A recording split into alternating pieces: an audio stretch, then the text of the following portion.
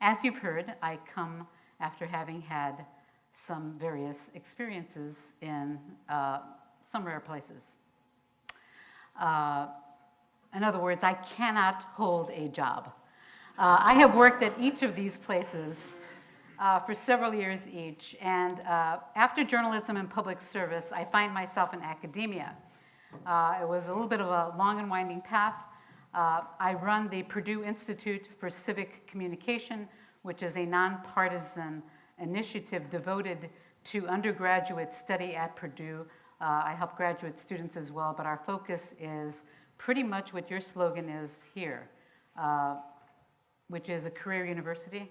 I focus on their careers, and I try to plug them in through experiential learning into public service, news media, and other related fields of communication. One of my missions for President Clinton was to help him on the language, with the language of race, with messages that could heal divisions, especially those that were economic and racial. I have a little bit of experience. I come from a Mexican-American blue-collar family. I was raised in my early years in an African-American neighborhood, and then we moved to a neighborhood of the children of European immigrants, all working class. And the thing that united us all as I was growing up was what we call the American Compact. And that is, if you work hard, you play by the rules, you do well, you will move up the ladder, and if not your generation, then the next one.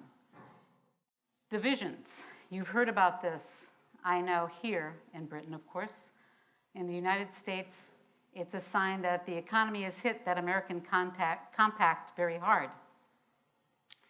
Even with recent improvements in jobs and wages, many Americans won't make up their lost ground soon or maybe ever.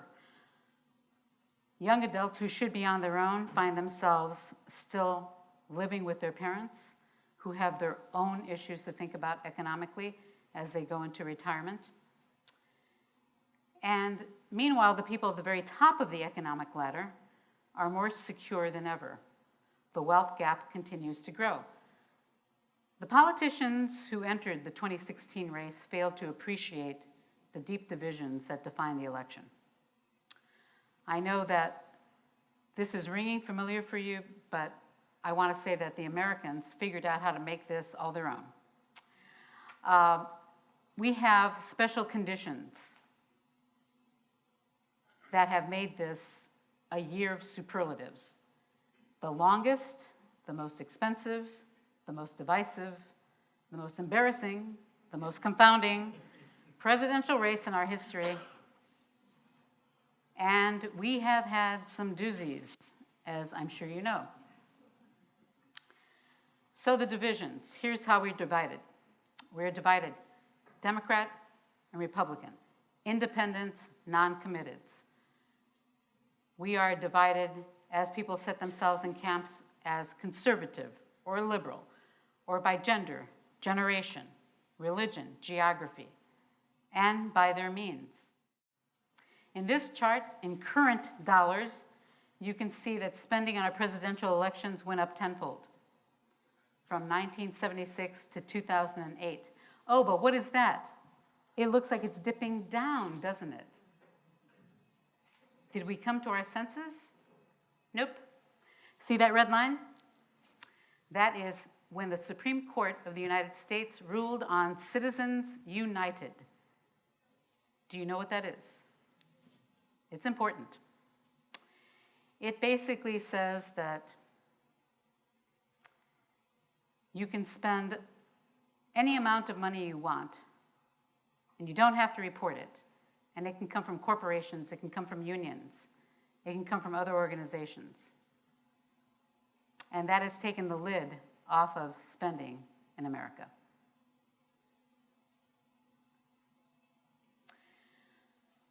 So far this year, by so-called super PACs, those that can pool in this unrestrained money, more than $500 million, and it will continue to go up. Total expenditures for this race may come to $5 billion. The previous most expensive was about $2 billion. So money, I will point out, however, is not just the root of election evil.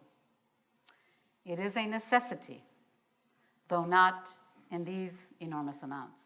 Who doesn't have money, usually? That would be minorities and immigrants. Minorities, the fastest growing part of the US population, continue to be disenfranchised from the vote. The minority vote is seen as a crucial block this election, with blacks overwhelmingly supporting Mrs. Clinton and Hispanics also with her.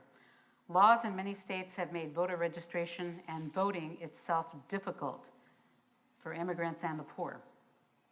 Immigrants, of course, who have citizenship and are eligible voters, of course. Voter ID is often required, usually a driver's license, and that means you have to have means to have a car, usually, if you have a driver's license. We are a nation united, but not necessarily by love. Hillary Clinton, you can see, pretty much called Donald Trump a racist.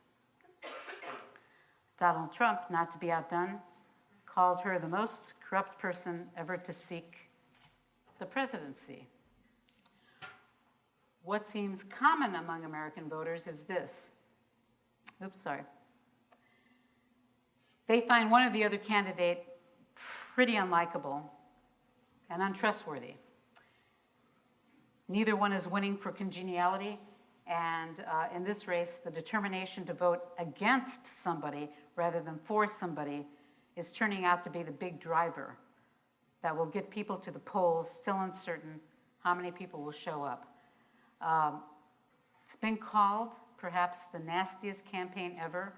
Is it? You tell me, what is the view of America from here? Is this the nastiest ever? Let me see hands. Okay, there's some people that would definitely agree with you on that.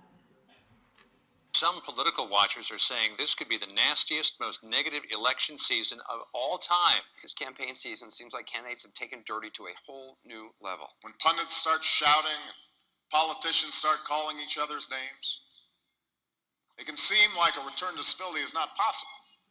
Like the very idea is a relic of some bygone era. So, they're in agreement with you. But let's look at history a little more closely, as my students have.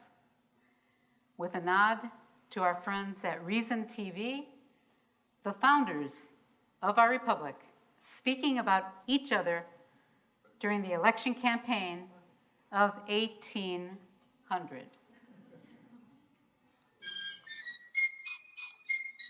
John Adams is a blind, bald, crippled, toothless man who wants to start a war with France. While he's not busy importing mistresses from Europe, he's trying to marry one of his sons to a daughter of King George. Haven't we had enough monarchy in America? I'm Thomas Jefferson, and I approve this message because John Adams is a hideous, hermaphroditical character with neither the force and firmness of a man nor the gentleness and sensibility of a woman. If Thomas Jefferson wins, murder, robbery, rape, adultery, and incest will be openly taught and practiced. The air will be rent with the cries of the distressed, the soil will be soaked with blood, and the nation black with crimes. Are you prepared to see your dwellings in flames, female chastity violated, children writhing on a pike? I'm John Adams, and I approve this message because Jefferson is the son of a half-breed Indian squaw raised on hoe cakes, and Hamilton is a Creole bastard brat of a Scotch peddler. The nastiest, most negative election. Candidates have taken dirty to a whole new It can level. seem like a return to civility is not possible.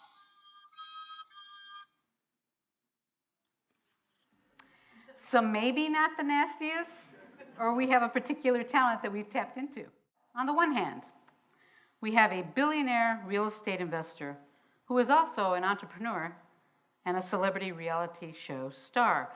He has never had elected office. He was a Democrat once, then an independent, and then a Republican.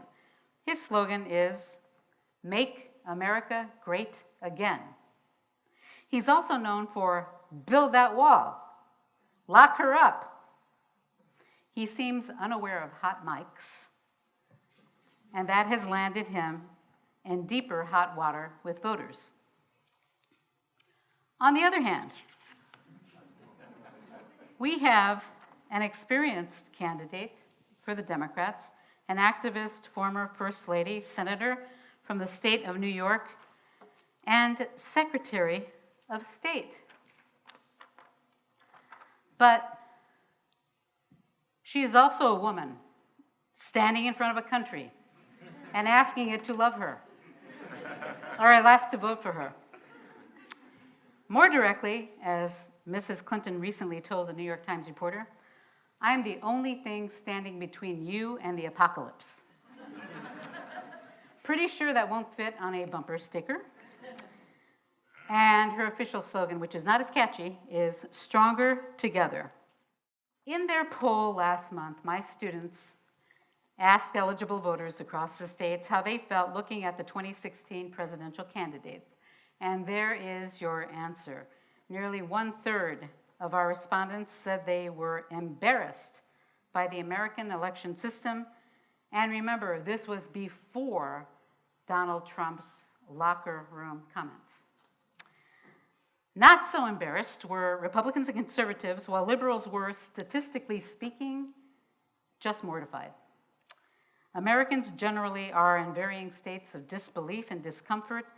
There has been a shock to our system, and out of the fried wires has emerged a choice that many people say they don't want to make. You may remember a similar sensation, or you may be having it now over Brexit. To review the tweaking we've done to our democracy since leaving you, and to look at the differences in our systems a bit more closely, this really is what makes us quite apart from the other democracies of the world. Longer and more frequent campaigns. The candidates announce more than a year in advance, and as long as 2 years in advance. That was Barack Obama, nearly 2 years in advance. In advance. We have then a series of caucuses and primaries. We have conventions.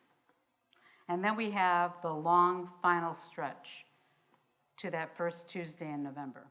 According to our students' national poll, no matter what happens, a lot of people are willing to accept the results.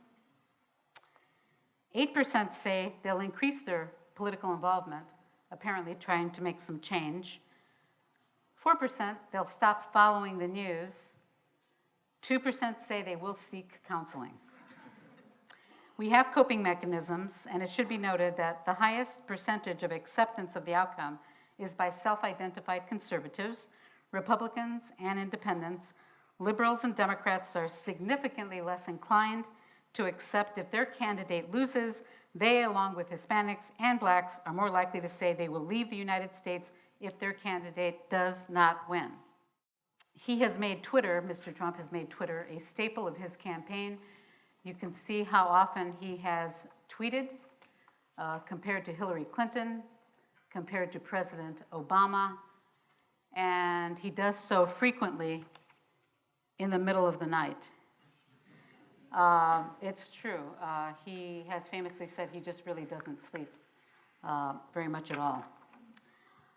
But the thing worth noting here is, look at the followers.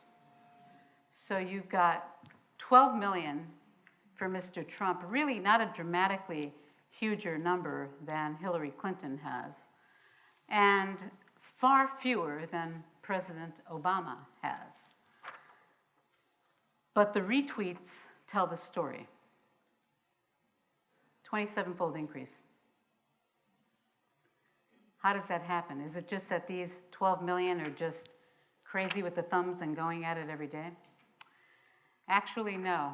The biggest factor in the proliferation, in the dissemination of Trump tweets, the retweets, has been news media. And a lot of them don't even use retweet, so it's hard to get a count. They tend to get a screenshot of the tweet and then share it with viewers, readers, etc. So President Clinton was perhaps the most loquacious president in our history. There were but 3 speechwriters in the beginning. I was one of them, writing serious content, and then the really dreaded dinners came where he was going to have to deliver comedy. And so, not knowing any better and always looking for a challenge, I said, I'll write his comedy routine. And so I did, and he killed it. He was fantastic. He could not have done better. Expectations were low for him, so we benefited from that, but it was quite amazing. And so the Monday after this dinner, I get a call from Air Force One. It's the president saying, hey, Carolyn, that was some pretty funny stuff. And I said, thank you, Mr. President. And he said, you're going to have to top yourself for the gridiron. Now, the gridiron is the test. White tie and tails in Washington, D.C. I didn't have a thing to wear. I actually wore a Halloween costume because it kind of looked formal. It was a cape that I had and a black shift, and I threw on sparkly earrings, and I said, this is white tie and tails. And I showed up at this dinner. I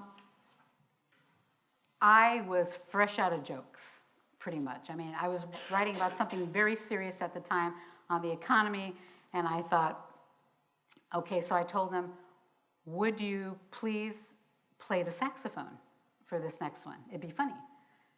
And pause on his end, and then finally he said, okay, I will. So we had a meeting with our speechwriters, speechwriting team, communication people generally. And somebody says, what are we going to do about the gridiron? And I said, easy, he plays the saxophone. And they said, oh, no, you do not want to ask the president to play the saxophone. He doesn't have time to practice, and if you ask him, he'll get really mad.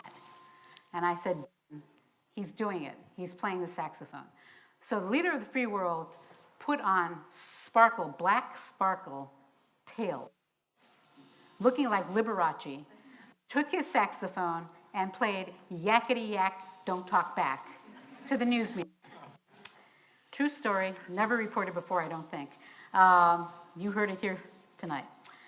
So it's the kind of thing that we found was really pretty necessary. And just imagine what coverage of Bill Clinton's presidency would have been like if he hadn't played the saxophone and made jokes for the news media. I'm just wondering. I'm guessing he needed to play a little bit more sax. So both Hillary Clinton and Donald Trump have incorporated entertainment television into their campaigning with mixed results. You see Madam Secretary here dancing on Ellen DeGeneres' show. She was also on Saturday Night Live. Then there is Mr. Trump. He's more of a natural performer owing to his many years with the Royal Shakespearean, reality television. He, because of The Apprentice, knows how to command the camera. He really does. He sits at a conference room table, not unlike that in the cabinet room at the White House. And he sits right where the President of the United States would sit. Now, I must say, this just really confuses voters. They see the guy looking presidential. They think he must be presidential, right? And so he's added to that a repertoire of late-night appearances as well. And he banters very easily. He lets the Tonight Show host mess his hair up, and it gets laughs. But what he really seems to enjoy doing is being outrageous. This is not the worst thing he said. You've heard worse things. I know you have. It's been covered here.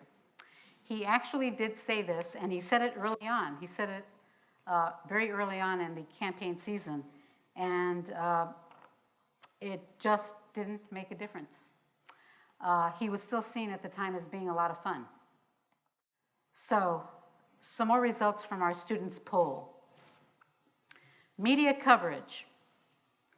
84% of Americans we polled, and this was a representative group of eligible voters, deem it low quality.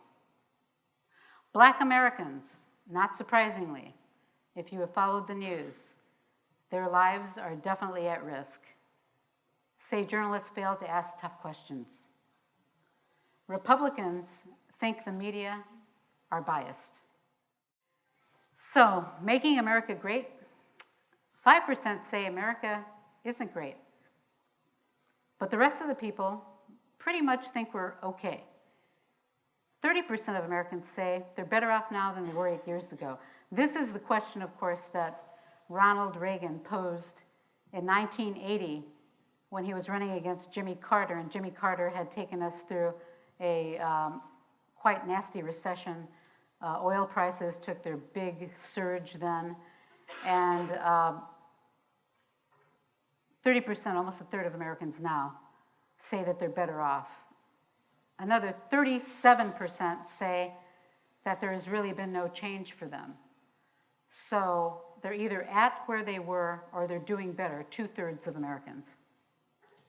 So what I take away from this is a cynical person might say, where else but in America could the son of a millionaire real estate investor become the billionaire real estate investor who runs for president? Indeed, where but in America can the wife of a former president aspire to become the first woman to wear the pants in the White House? Our poll results tell me that people want to continue to believe in our system, called rigged by some, but they nonetheless believe it can work for them.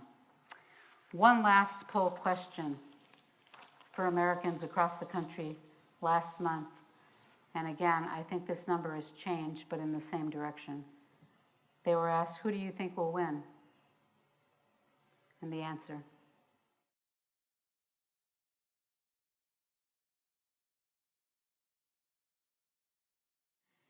we found that even supporters of Donald Trump believe that Hillary Clinton will win. But this has been a race where every day there seems to be something that could sway. But because of the proliferation of information, how much of it is actually sticking? How much are people weeding through to get to what's really going on? It's hard to know right now, but with great thanks to my students for the jobs that they have done, they'll be doing another poll the day after the election, and I'll send a note here to let you know what they find. Thank you all for your attention.